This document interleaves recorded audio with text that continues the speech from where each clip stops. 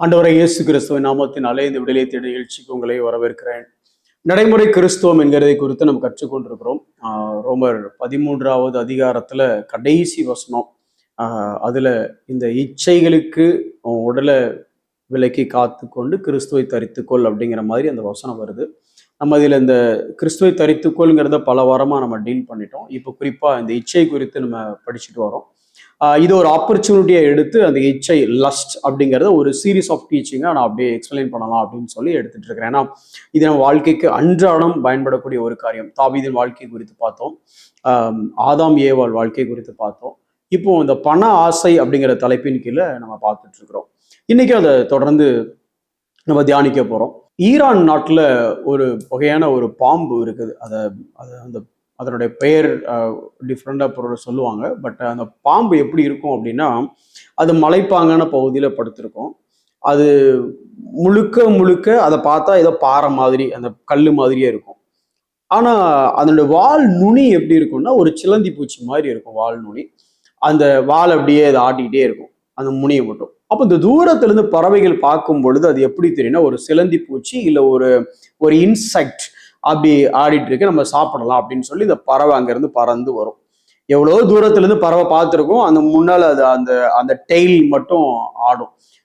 அந்த அந்த டெய்ல் வந்து ஸ்பைடர், அந்த பாம்பு பேரே இருக்கக்கூடிய ஸ்பைடர் டெய்ல் ஸ்னேக்னு நினைக்கிறேன்.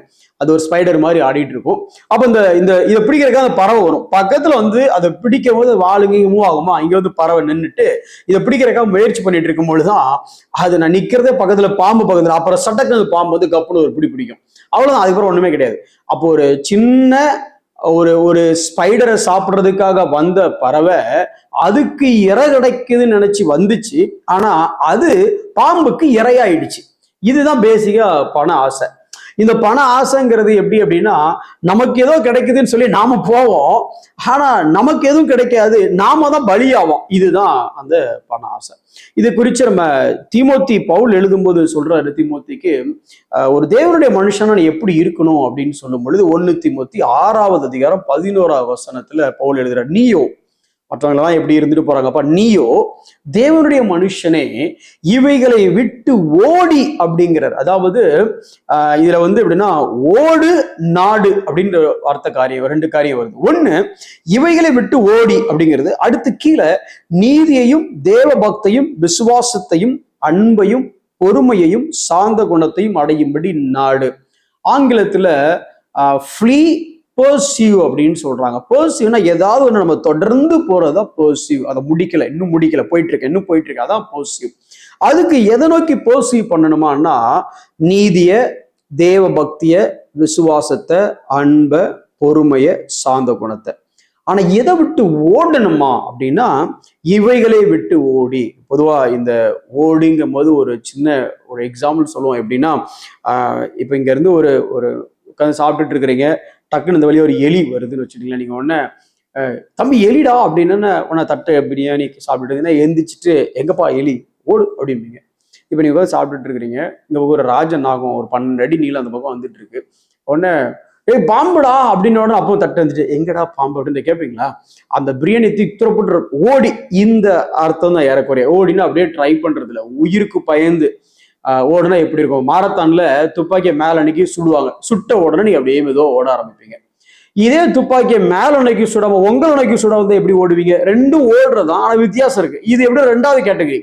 இந்த மாதிரி காரியத்தை ஏரியாவோட கண்டாலே ஓடிடு அப்படிங்கிற அர்த்தத்துல பவுல் சொல்ல வர்றார். சரி, இது ஏன் தேவனுடைய மனுஷனேன்னு ஆரம்பிக்கிறாரு? சார், ஒரு விசுவாசின்னா பிரச்சனை இல்லை, ஒரு அவிசுவாசிக்கு இந்த மாதிரி காரியத்தை சொல்லலாம். நாங்கெல்லாம் தேவனுடைய மனுஷனா இருந்தா கண்டிப்பா ஓடணும். இன்னும் சொல்ல போனா இந்த மாதிரி காரியம் தேவனுடைய மனுஷன் ரொம்ப ஈஸியா பிடிக்கும் அப்படிங்கிறதுக்கு ஒரு எடுத்துக்காட்டு இருக்கு. அந்த எடுத்துக்காட்டை தான் நீ பார்க்க போறோம். 2 கேஸ். ஒன்னு ஃபர்ஸ்ட், யோவான் 12வது அதிகாரம் 4 முதல் 6 வரைக்கும் வசனம் வரைக்கும் அந்த வசனத்தை நான் வாசிக்கிறேன். இதனோட பின்னணி என்ன அப்படின்னா, பாஸ்ஓவருக்கு ஒரு பஸ்காவுக்கு 6 நாளைக்கு முன்ன இது நடக்கிறது. பெத்தனில நடக்குது.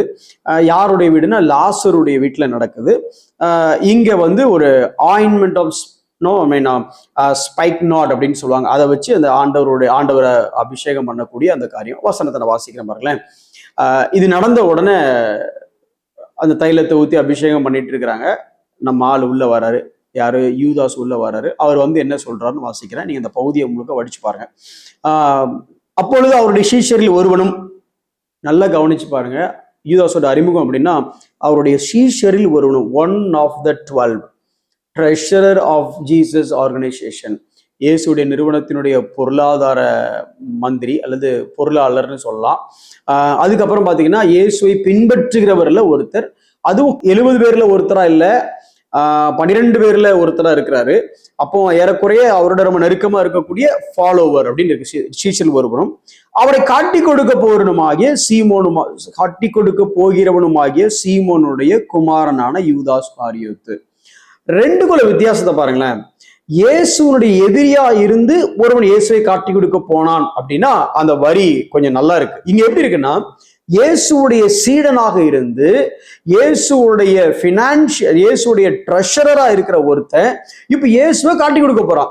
அப்ப டிசைபிளா இருக்கிறவன் காட்டி கொடுக்க போறவனா, அல்லது சொல்லாமா ஃபாலோவரா இருக்கிறவன் பெட்ரையரா மாற போறான். பின்பற்றுகிறவன், ஃபாலோ பண்றவன் கொலை செய்யறதுக்கு காரணியா மாற போறான். இங்க இருக்கிறவன் இங்க மாறுறதுக்கு காரணம் என்ன? ரொம்ப சிம்பிள். அடுத்த வசனம், பண ஆசை.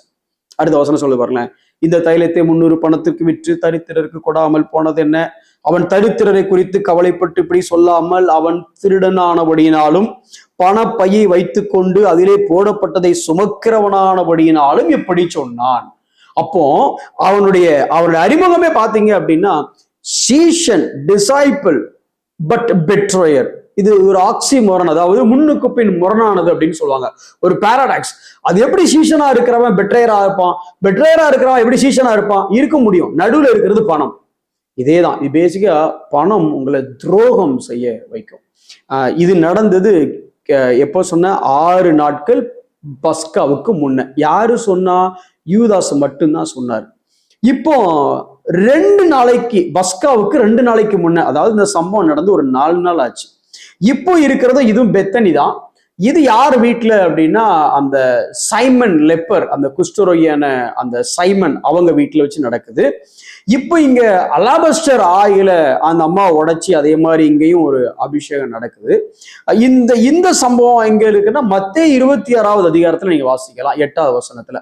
அங்க என்ன நடக்க பாருங்க. ஒரு ஸ்திரீ விலையேற பெற்ற பரிமள தைலம் உள்ள வெள்ளைக்கல் பரணியை கொண்டு வந்து அவர் போஜன பந்தியில் இருக்கும் போது அந்த தைலத்தை அவர் சிரசின் மேல் ஊற்றினால், அவருடைய சீஷர்கள் அதை கண்டு விசனம் அடைந்து, இந்த வீண் செலவு என்னத்துக்கு? எப்படியா இப்படி பொறுப்பாளியா மாறினீங்க அப்படின்னா, இவங்க அப்படி பொறுப்பாளியா இப்ப மாறல. ஒரு 4 நாளைக்கு முன்ன இதே மாதிரி ஒரு தைலத்தை உடைச்சி அபிஷேகம் பண்ணும் பொழுது இந்த பண ஆசை பிடிச்ச யூதாஸ் காரியத்தை உள்ள என்ன சொன்னா அப்படின்னா, இதை இங்க இப்படி கொடுத்து இதை உடைச்சி இதை வேஸ்ட் பண்றதுக்கு பதிலா அதை பணமா மாத்தி ஏன்டா கொடுத்தீங்கன்னா, நானும் என் ட்ரெஷர் பாக்ஸ்ல போட்டிருப்பேன், நானும் கொஞ்சம் ஆட்டையை போட்டிருப்பேன், மிச்சத்தை மற்ற ஏழைகளுக்கு கொடுத்துருக்கலாம், ஏதோ எனக்கு கொஞ்சம் கமிஷன் கிடைச்சிருக்கும், தேவையில்லாம உடைச்சு ஊத்திட்டியே அப்படின்னு சொல்லி உள்ளுக்குள்ள பெட்ரையரா இருந்த, பண ஆசையினால பெட்ரையராகவும் வெளியில சீஷனாகவும் இருந்த, ட்ரெஷரராகவும் இருந்த இந்த யூதாஸ் அன்னைக்கு அவன் சொன்னா, 4 நாள் கழிச்சு பார்த்தா இங்க சீஷர்கள் எல்லாரும் சொல்றாங்க. என்ன சொல்றாங்கன்னா, அவருடைய சீஷர்கள் புளுரல் இருக்கு, அதை கேட்டு விசனம் அடைந்து, இந்த வீண் செலவு என்னத்துக்கு? இந்த தைலத்தை உயர்ந்த விலைக்கு விற்று தரித்திரருக்கு கொடுக்கலாமே என்றார்கள். எங்க இருந்து எவ்வளவு ஈஸியா ஸ்ப்ரெட் ஆச்சு பாத்தீங்களா? இவங்கெல்லாம் விவரமா இதுக்கு முன்ன பேசினாங்களான்னு எனக்கு தெரியல.